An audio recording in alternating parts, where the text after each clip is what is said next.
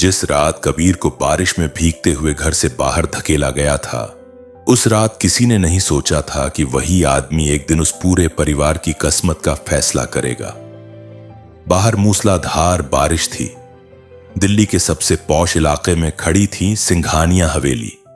बड़े दरवाजे, ऊंची दीवारें, अंदर झूमर और मार्बल। बाहर कबीर भीगा हुआ, थका हुआ, हाथ में एक छोटा बैग। हवेली का बड़ा दरवाजा अभी अभी उसके मुंह पर बंद हुआ था। अंदर से आवाज आई, दोबारा इस दरवाजे पर मत आना, तू हमारे घर के लायक नहीं था और कभी नहीं होगा। यह आवाज थी महेंद्र सिंघानिया की, दिल्ली के बड़े बिल्डर, 3000 करोड़ का कारोबार और कबीर के ससुर। कबीर वहीं खड़ा रहा। बारिश उसके चेहरे पर पड़ रही थी। उसने एक बार उस बंद दरवाजे को देखा, फिर ऊपर की एक खिड़की को। वहां एक चेहरा था, उसकी पत्नी अनन्या, आंखों में आंसू, हाथ शीशे पर, लेकिन दरवाजा खोलने की हिम्मत नहीं। कबीर ने एक लंबी सांस ली, मुड़ा और बारिश में चल दिया। लेकिन जाते जाते उसने अपनी जेब में रखी एक चीज को छुआ, एक पुरानी अंगूठी, सोने की। उस पर एक निशान था, एक खास निशान जो दुनिया में सिर्फ एक परिवार का था, और वो परिवार सिंघानिया से 1000 गुना बड़ा था। कबीर वर्मा, यही नाम था उसका। 7 साल पहले वो दिल्ली आया था, अकेला, जेब में बस 2000 रुपए, पीठ पर एक बैग और आंखों में एक सवाल जिसका जवाब वो ढूंढ रहा था। उसे बस इतना याद था कि वो छोटा था जब उसे एक अनाथालय में छोड़ा गया था। उसके गले में एक लॉकेट था और उस लॉकेट के अंदर एक तस्वीर थी, एक बूढ़े आदमी की, और पीछे लिखा था, तुम वापस आओगे। लेकिन कबीर को नहीं पता था कि वापस कहां जाना है। दिल्ली में उसने छोटे मोटे काम किए, मेहनत की, एक प्राइवेट कंपनी में अकाउंटेंट बन गया। जिंदगी संभल रही थी। तभी उसकी मुलाकात अनन्या से हुई, एक कॉफी शॉप में, बारिश के दिन। अनन्या की गाड़ी खराब हो गई थी। कबीर ने मदद की थी। दोनों में दोस्ती हुई, फिर प्यार। अनन्या ने अपने घर में बताया और घर वालों ने रिश्ता ठुकरा दिया। एक अनाथ, न मां बाप, न खानदान, न पैसा, हमारी बेटी इसके लायक नहीं। लेकिन अनन्या अड़ गई। शादी हुई, लेकिन सिंघानिया परिवार ने कभी दिल से नहीं अपनाया। 3 साल तक कबीर ने हर तरह की बेइज्जती सही। हर रोज ताने, हर रोज एहसास दिलाया गया कि वो कम है। और आज की रात उसे घर से निकाल दिया गया। वजह? महेंद्र सिंघानिया का एक बड़ा बिजनेस डील था, एक बड़े निवेशक के साथ, और उस निवेशक ने शर्त रखी थी कि वो किसी अनाथ दामाद वाले परिवार के साथ काम नहीं करेगा। बस इतनी सी बात कबीर को निकाल दिया। बारिश में भीगते हुए कबीर एक छोटी सी धर्मशाला में रुका। रात भर सोया नहीं। उसके हाथ में वो पुरानी अंगूठी थी, वो अंगूठी जो उसे अनाथालय में मिली थी, जो उसकी असली पहचान का एकमात्र सुराग था। सालों से उसने कोशिश की थी, लेकिन कोई नतीजा नहीं निकला था। उस रात उसने एक फैसला किया, अब वो रुकेगा नहीं। अगले दिन कबीर एक पुराने वकील के पास गया, रमेश त्रिपाठी, 70 साल के, दिल्ली के सबसे पुराने वकीलों में से एक। कबीर ने अंगूठी दिखाई। रमेश त्रिपाठी के हाथ कांपे। उन्होंने अंगूठी को गौर से देखा। उस पर बना निशान, वो एक खास मोनोग्राम था। यह कहां से मिली तुम्हें? अनाथालय में, मेरे साथ थी। तुम्हारा नाम? कबीर वर्मा। रमेश त्रिपाठी ने लंबी सांस ली।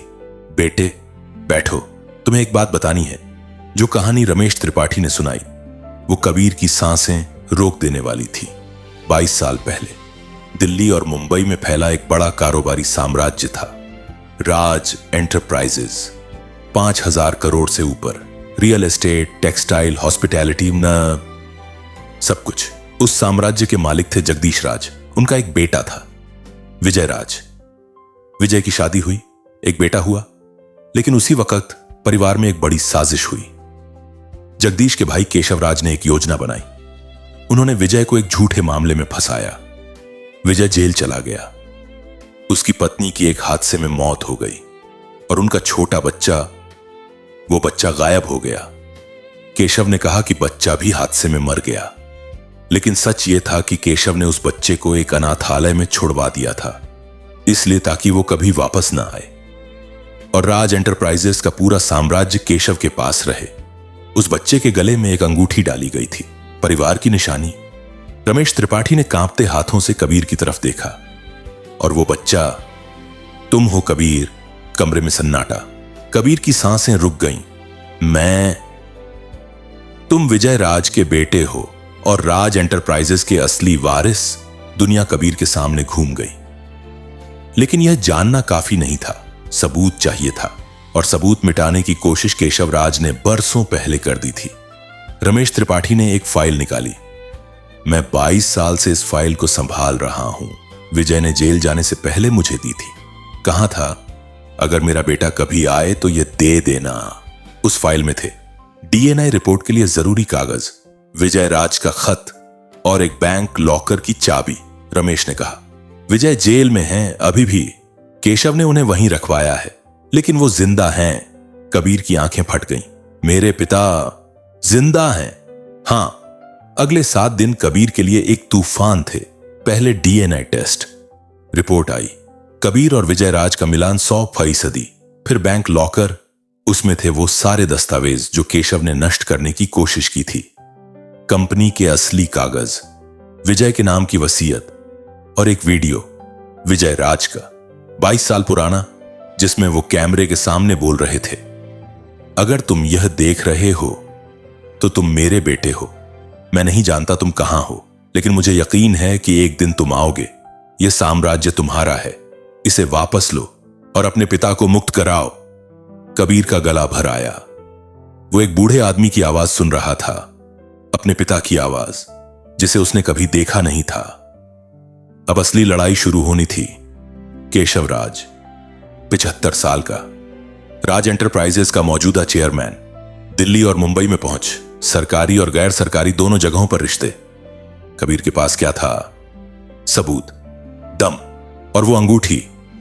रमेश त्रिपाठी ने देश के सबसे बड़े कॉरपोरेट वकील से संपर्क किया, अदीब खान। अदीब ने केस देखा। यह केस हम जीत सकते हैं, लेकिन केशव राज अदालत से पहले ही खेल खेलेगा। कौन सा खेल?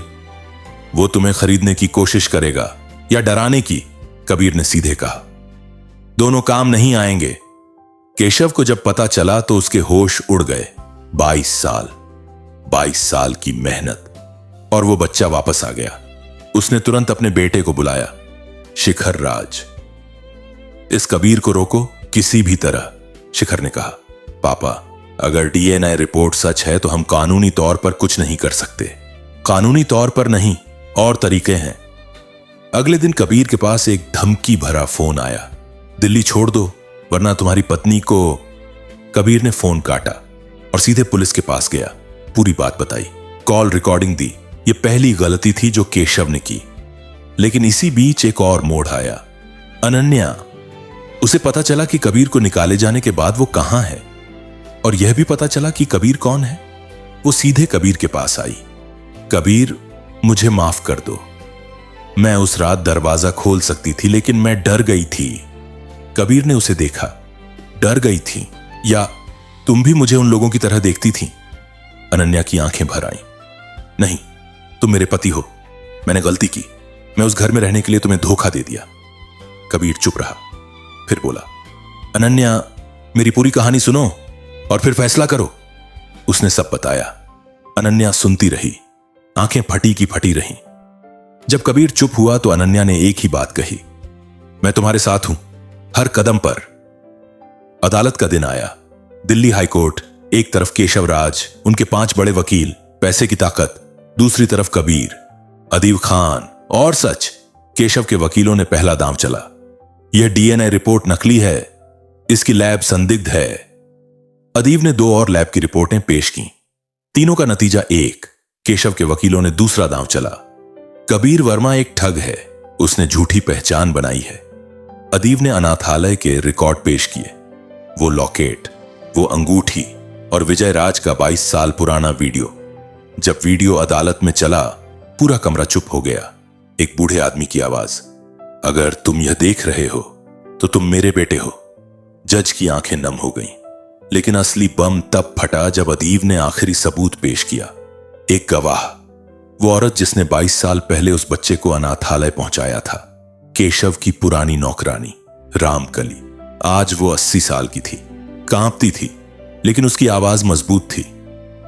मैंने उस बच्चे को अपने हाथों से उस अनाथालय में दिया था, केशव साहब के कहने पर। उन्होंने कहा था कि बच्चे को वहां छोड़ देना है और कभी किसी को नहीं बताना। अदालत में सन्नाटा। केशव का चेहरा पीला पड़ गया। यह झूठ बोल रही है, यह बुढ़िया। जज ने हथौड़ा मारा। खामोश, फैसला आया।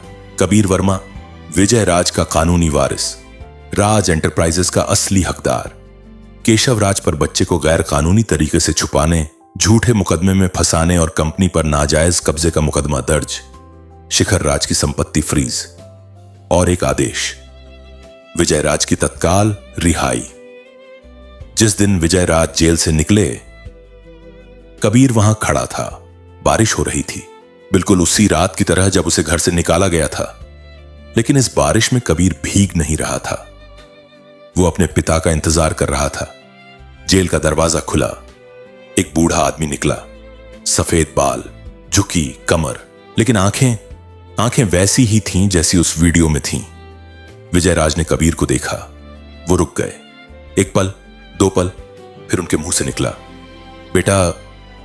कबीर की आंखें बह निकली। वो आगे बढ़ा और पहली बार उसने अपने पिता को गले लगाया। दोनों बारिश में भीगते रहे। कोई कुछ नहीं बोला। कुछ बोलने की जरूरत नहीं थी। 1 महीने बाद दिल्ली के एक बड़े होटल में एक प्रेस कॉन्फ्रेंस थी। राज एंटरप्राइजेस का नया चेयरमैन अपना पहला बयान देने वाला था।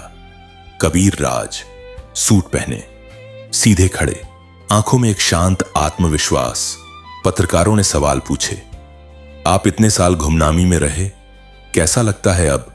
कबीर ने कहा, जिन्होंने मुझे गुमनाम रखा उन्होंने सोचा था कि मैं कभी नहीं उठूंगा, लेकिन वो भूल गए कि जिस मिट्टी में बीज दबाया जाता है वो एक दिन पेड़ बनता है। सिंघानिया परिवार के बारे में कुछ कहना है, जिन्होंने आपको बारिश में निकाला था? कबीर ने हल्की सी मुस्कान दी। उन्होंने मुझे मेरी औकात दिखाई थी, लेकिन अपनी औकात नहीं देखी थी। अब वो देख रहे हैं।